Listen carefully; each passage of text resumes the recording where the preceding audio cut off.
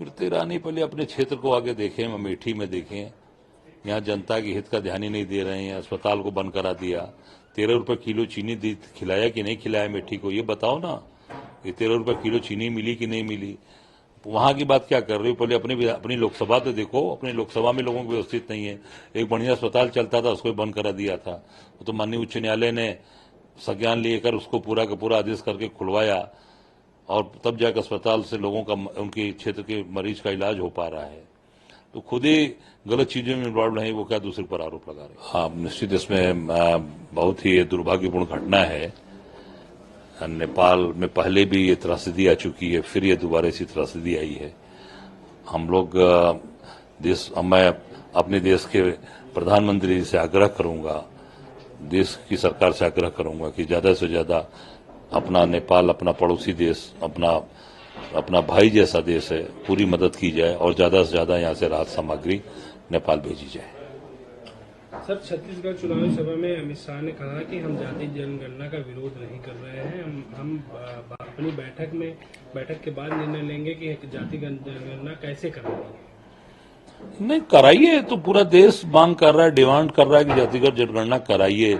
आप नहीं करा रहे हैं तो इसका ये संदेश जा रहा है कि आप विरोध कर रहे हैं, उसके साथ उनके साथ नहीं खड़े हैं। ये संदेश यही जा रहा है। तत्काल आप केंद्र में सरकार आपकी है, तुरंत घोषणा करिए और तुरंत जातिगत जनगणना शुरू कराइए। सर, जांच एजेंसी ईडी ने आरोप लगाया, आरोप यह है कि सट्टेबाजी ऐप प्रमोटरों को भूपेश बघेल ने 508 करोड़ रुपए का भुगतान किया, ये ईडी कह रही है। देखिए, ईडी के जितने भी दावे हो रहे हैं ज्यादातर गलत हो रहे हैं, और ईडी भारतीय जनता पार्टी के कार्यकर्ता के रूप में काम कर रही है। अभी आप देख सकते हैं राजस्थान में ईडी का अधिकारी ही घूस लेते पकड़ा गया। ईडी का अधिकारी ही वहां घूस ले रहा है लोगों से और पकड़ा गया है।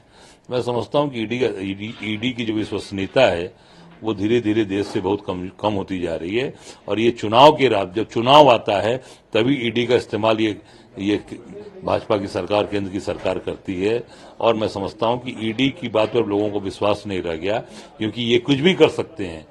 ये किसी का भी पैसा कहीं दिखा सकते हैं, कहीं से ले आके कुछ कर सकते हैं। इसलिए ईडी की जो विश्वसनीयता है वो दिन प्रतिदिन घटती जा रही है। जो ये आरोप लगा रहे हैं ये पूरी मिथ्या है और गलत है। सर, केंद्र करके कांग्रेस चुनाव लड़ी है छत्तीसगढ़ में। स्मृति ईरानी पहले अपने क्षेत्र को आगे देखें, अमेठी में देखें। यहाँ जनता के हित का ध्यान ही नहीं दे रहे हैं। अस्पताल को बंद करा दिया। 13 रुपए किलो चीनी खिलाया कि नहीं खिलाया अमेठी को, ये बताओ ना। ये 13 रुपए किलो चीनी मिली कि नहीं मिली? वहां की बात क्या कर रहे हो? पहले अपनी लोकसभा तो देखो। अपनी लोकसभा में लोगों को व्यवस्थित नहीं है। एक बढ़िया अस्पताल चलता था, उसको बंद करा दिया था।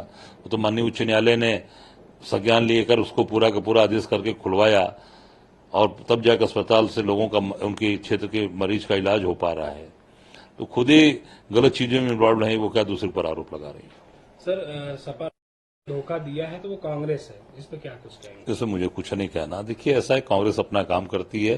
कांग्रेस अपने तरीके से अपनी चीजों को लेकर चलती है। हम किसी को धोखा नहीं देते, और जिसके साथ रहते हैं उसके साथ रहते हैं। हम धोखेबाज नहीं है। सर, 2024 लोकसभा चुनाव की तैयारियों को लेकर आज अल्पसंख्यक की बैठक है कांग्रेस में, सर क्या कुछ? रोज चल रही है चीजें भाई। हमको एक दिन की बैठक नहीं है मेरी। कल की बात बता रहा हूं। कल मैं चित्रकूट में था।